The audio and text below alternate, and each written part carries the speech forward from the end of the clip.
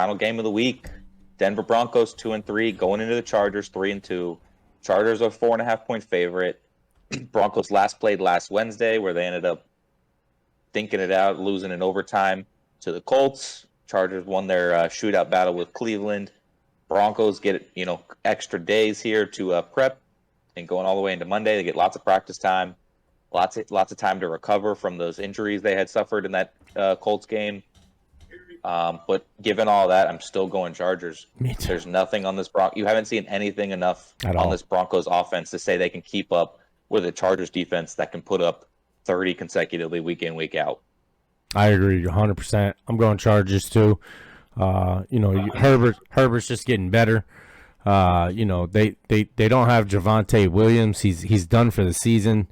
You got a Melvin Gordon, and not too much behind him. I'm gonna go to Chargers here. Russell Wilson is historically struggling like we've never seen him struggle before.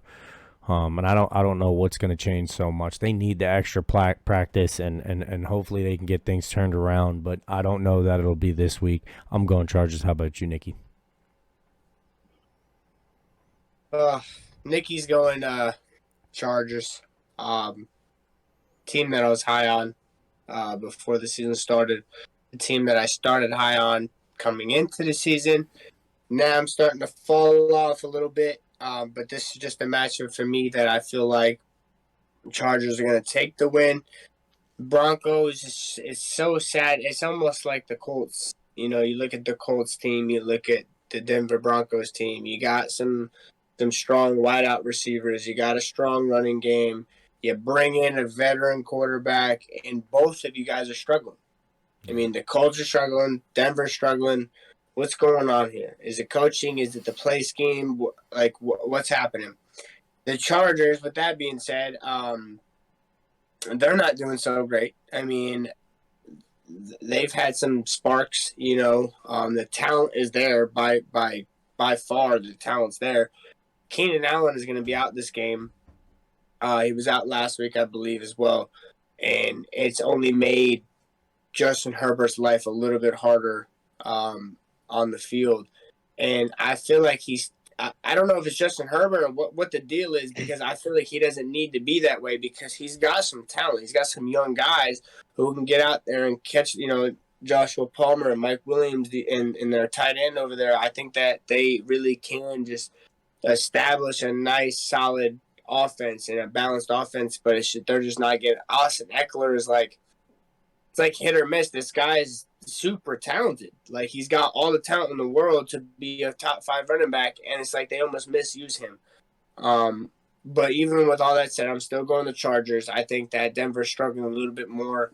The defense being one of the best defenses in the league, it's hard for me to pick against them as far as the Chargers struggling, but I think the offense is so bad and so uncoordinated for Denver that ultimately the Chargers score more points. I think it'll be a close one.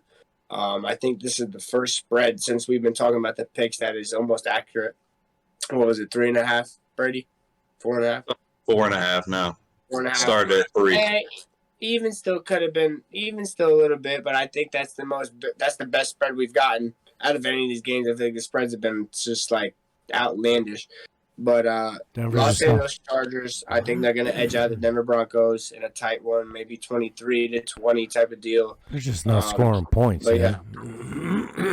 What do you think, John?